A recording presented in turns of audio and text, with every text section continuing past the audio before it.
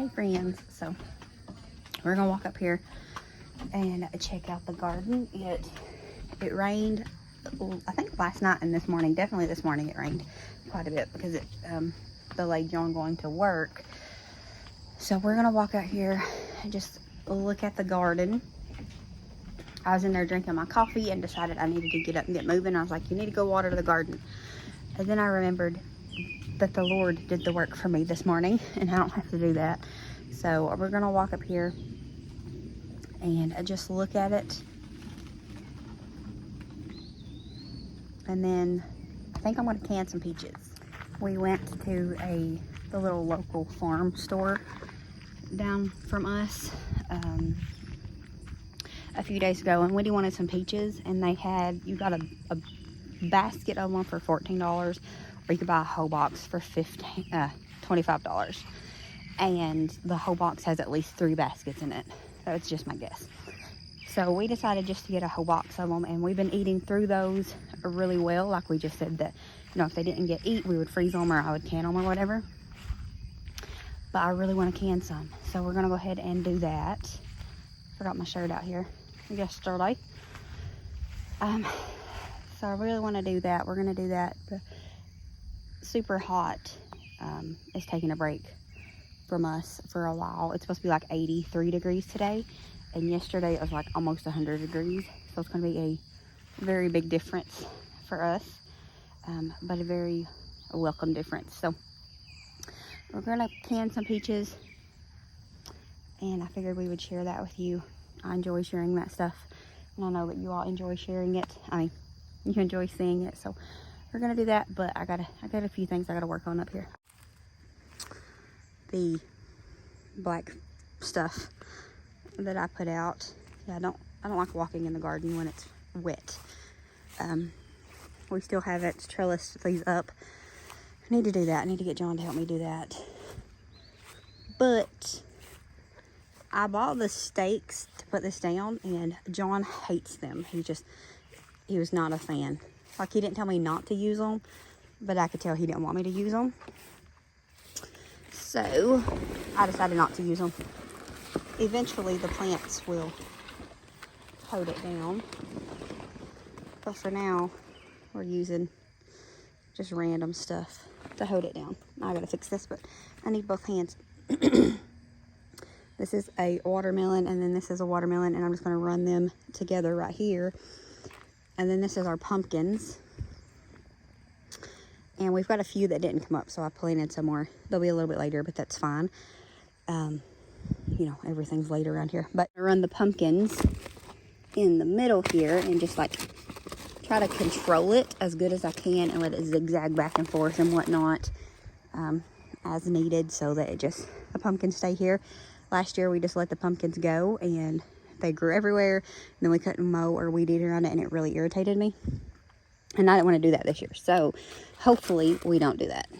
Sometimes you don't get to do what you want, but we'll see how it goes. That's the plan anyway. It's just to run them, you know, back and forth here on this spot and let them just stay contained here. We'll see at the end of the season how that works out for me. And I think I told you all about the deer eating the lettuce and the strawberries. I think I did. I know I told Sammy anyway. But yeah, the deer that roams the area found our strawberries and lettuce and ate the tops off of all the strawberries. And then after that, they found the beans. This was 2 rows. They ate almost this whole row, except for 2. You can see that one that's 8 on, and that one.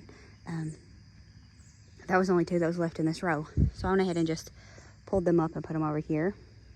We'll see. I had Googled deer deterrents and found that, like, they don't like eucalyptus and something else, some other like essential oil type thing. They don't like the scent of that. So I filled up a spray bottle with some of those oils mixed with a little bit of water and a little bit of Dawn dishwashing liquid. The Dawn was I made it a multi-purpose thing, because that way I could spritz it a little bit like around the pool and whatnot, and a couple of spritzes into the pool. It's supposed to help with gnats. I don't know if it did or not. They haven't been as bad, but gnats they come in herds I guess. I don't know the correct term. But like we'll have bad gnats for a few days and then they kind of go away. I don't know, maybe they die out and then it sometimes repeats. So anyways, I made it multi-purpose, brought it up here and I sprayed around the strawberries, the lettuce, and then just a little bit here and there. However, I didn't make it all the way up to here. And then a few days later, they hadn't been messing with the stuff until I went up there and noticed that they had ate almost a whole row of beans. So I don't know if it actually works. Seems like it does. We tried it anyways, and then after I noticed that yesterday, I'd done some work up here, and then I brought the stuff out and I sprayed it again, just because I figured it's not gonna hurt anything. It either works or it doesn't. But yeah, we're gonna go in the house. I can't really walk around the garden because it's sticky in there. I'm gonna go in the house now and I think go ahead and get some peaches done. And we'll just see. I'm happy with how the garden's going. Obviously it's not where it should be. Last year we was already eating out of the garden. But you know, it's fine. Like I was telling John, we was talking about it and he said that hopefully next year we get to start it sooner and whatnot. And I told him that we will, because the reason we didn't get to start it this year until later is because we wanted to move stuff around. We wanted to put these up here and just do an in-ground garden this year, and we didn't have the spot ready, and he had to do that because I don't work the machines and the attachments and whatnot. So it kind of just kept getting pushed back. So next year we already have the spot ready-ish, so it'll be a little bit easier.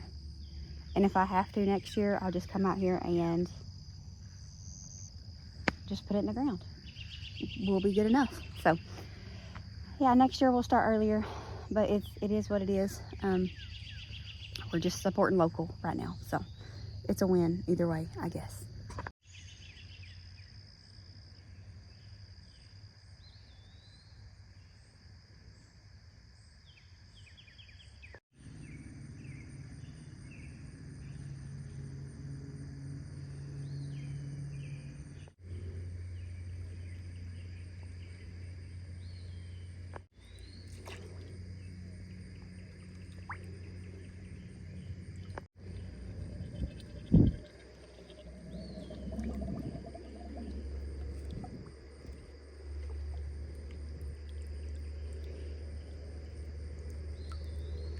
So here is what's left of the peaches. We have ate our way through them, and we probably would eat these, to be honest. But I really want to can some after I mentioned it. So we're going to go ahead and can them. I might do 4 pints, maybe 5, maybe 3. I'm just going to cut up some of them. And, you know, what I fill up is what I fill up. Because I don't want to use all of them, like I said, because I know people just want to eat them. We might go back and get some more, too. But I'm going to get some of these cut up. I think I'm going to blanch the skin off. Should I blanch it off or just cut it off? I think I want to blanch it. That seems easier, more effective. These are South Carolina Freestones, so they're easier to get the pit out of them as well. But I'm going to blanch some of them, figure out how many I'm going to use, and then we'll get them blanched, get the skin off, and then we'll make our simple syrup. Super simple. I've never done it before, but I've seen people on YouTube do it, and I've canned other stuff. So we're going to go ahead and get it done.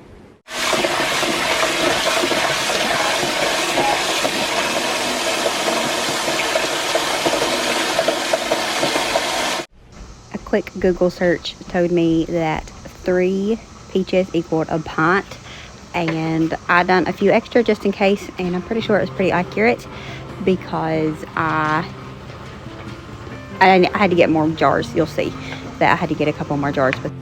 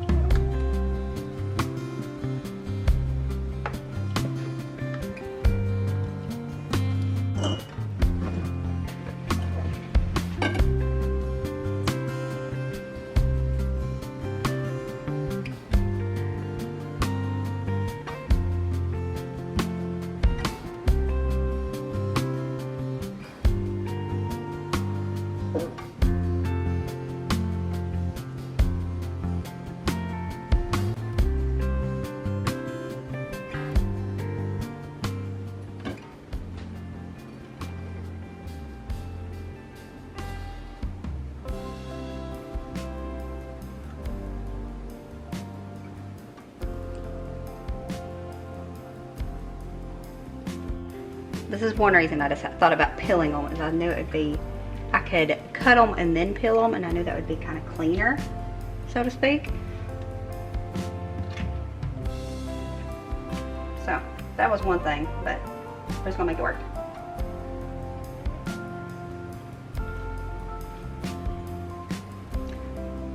Not everything can be super easy. I keep hearing a vehicle, like a loud vehicle, but I'm not seeing nothing. So I think I'm gonna go ahead and get all the pits out. If there's an easier way to do this part, let me know. I'm assuming it's just one of those dirty jobs.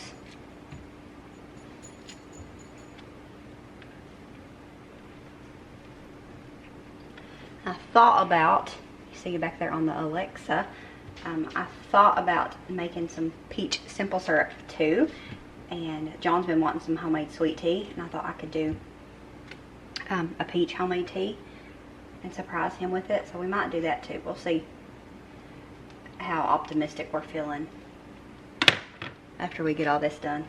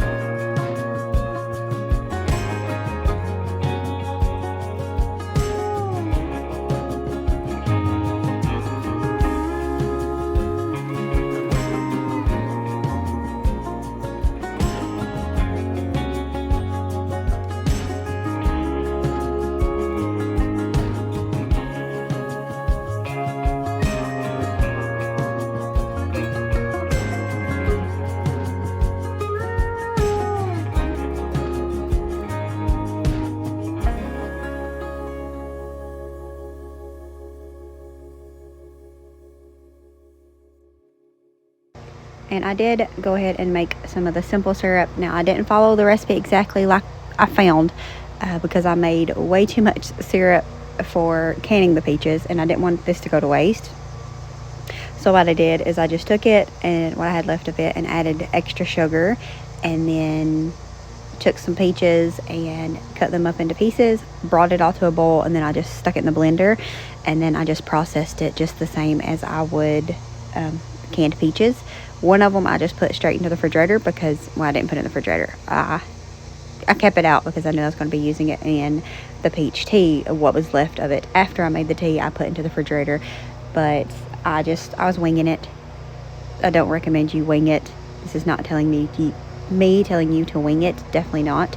I know some people get kind of flustered if you happen to tell people to wing it, especially when it comes to stuff like this. But I did process it just the same as you would canned peaches. So, you know, do stuff like this at your own risk. Definitely don't listen to anybody on the internet, anybody on YouTube necessarily. Like, don't take anybody's word for it, if that makes sense, especially when it comes to like food and whatever. You do what you think is best for your family, and I'm going to do what I think is best for mine. I'm very particular about food and whatnot. Like, if I get something out of the cabinet, whether it's something I made or store-bought, and if it's just a little bit janky, a little bit off, we don't do it, because we don't play around with food poison or, you know, all that stuff. So I'm just telling you what I did. I'm not telling you what to do, but I just brought it up to a nice boil, and then I let it boil for like five-ish minutes, and then I put it into my blender and blended it up and made it into a syrup, and it tastes like fresh peach syrup. So it was a win, in my opinion. Everybody liked it that tried it, so there's that.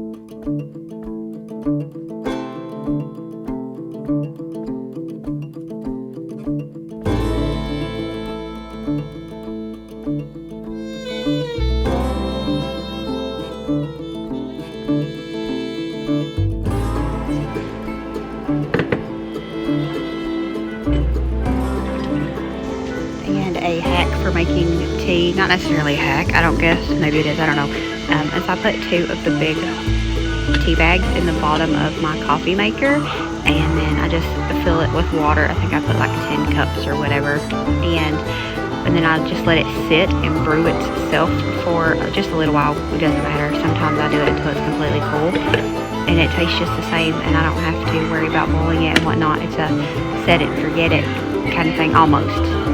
If it's hot, it makes it easier because I can mix the sugar in and, you know, don't have to worry about it just not dissolving or melting in. But if I do it and it gets like closer to room temperature or whatever, I will just put like a cup of water in the microwave with the cup of sugar and melt it that way. So it's super fast and simple this way, and I prefer it over boiling the water and putting the tea bags in. I mean, obviously it's not that big of a deal to boil some water and put the tea bags in. ℂ𝕚𝕚𝕚. But this way, it's just I can put the tea bags in the coffee pot, make sure it has enough water in it, and just have at it, and then I don't have to worry about it, and it still gets done. Does that make sense? I think it makes sense, especially if I have a lot going on and I don't want to spend the time it takes to stand at the stove. So I did add a little bit less sugar this time because I did put some of the peach syrup in it, and you know, it's pretty much peach sugar.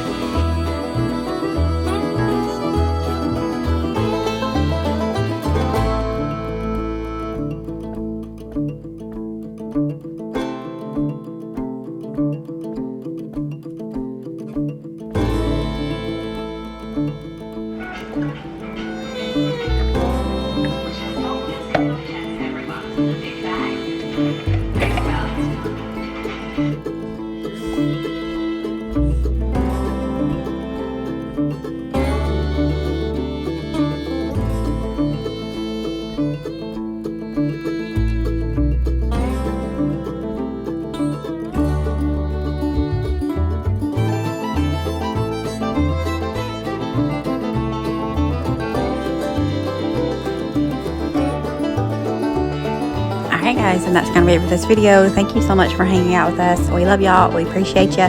We'll see you next time. As always, remember to show grace, be content, and live blessed. Until next time. Bye guys.